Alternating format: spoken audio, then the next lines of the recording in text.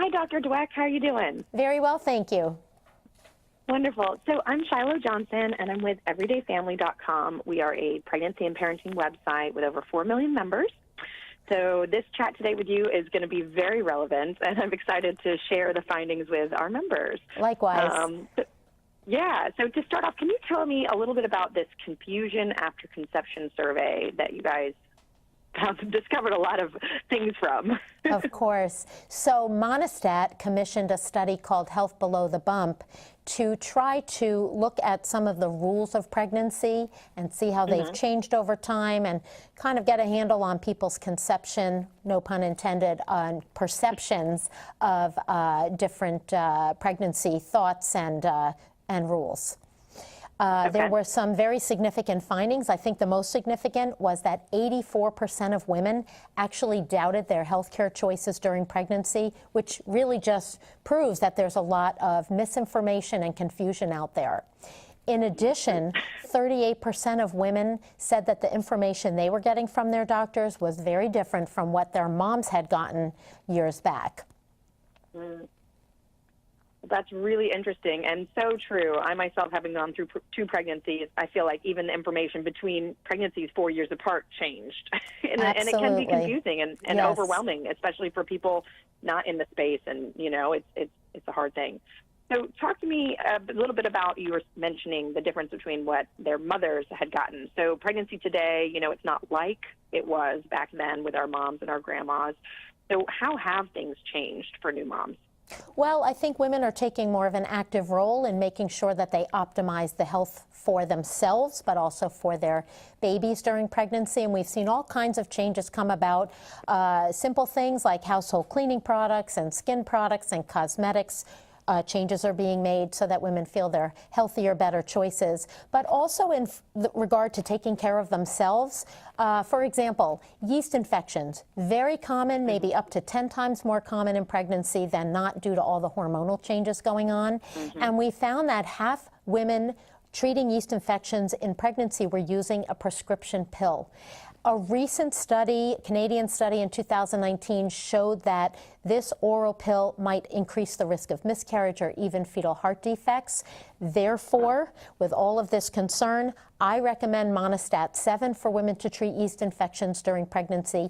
And in fact, the CDC recommends 7-day topical therapy for yeast infections during pregnancy.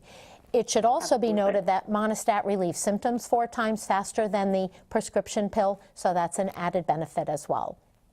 Absolutely. I think that's one of the challenges, though, is that, you know, nowadays with Dr. Google, it's hard to know when you need to go into and see your doctor and when you can self-treat at home.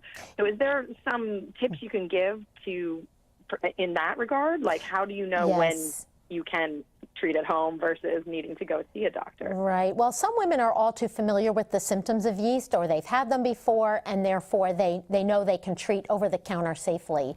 In pregnancy, I feel there's never too many visits to the doctor to make sure that that's what you're dealing with and that your treatment is appropriate. So I typically defer to the individual healthcare provider just to confirm that that's the issue. Awesome.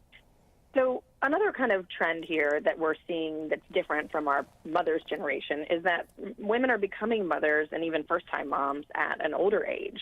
So how does that vary? Are the younger moms getting the same information and advice as older moms, or did you guys see a difference there? Well, we do see a difference in individual risk factors. So older moms automatically may have some higher risk to their pregnancies. And again, their healthcare providers are likely watching over them for these things. But in terms of general advice, whether it's diet or exercise or treatment of yeast infections, for example, it's fairly straightforward with core rules during pregnancy for all women of all ages. Gotcha. Did you have any advice for women? You know, we've got all this advice coming from various sources and this confusion, obviously. So how do we help that? What can we do to minimize that confusion?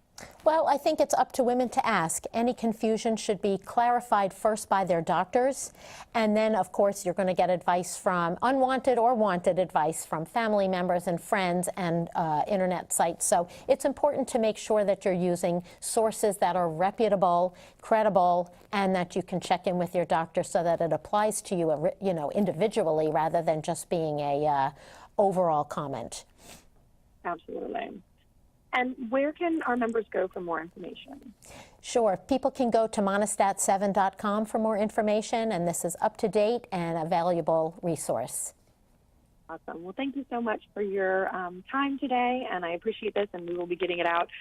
Those pesky little yeast infections absolutely are an issue in pregnancy and beyond. So thank good you. advice. I appreciate it. You're very welcome. Bye-bye.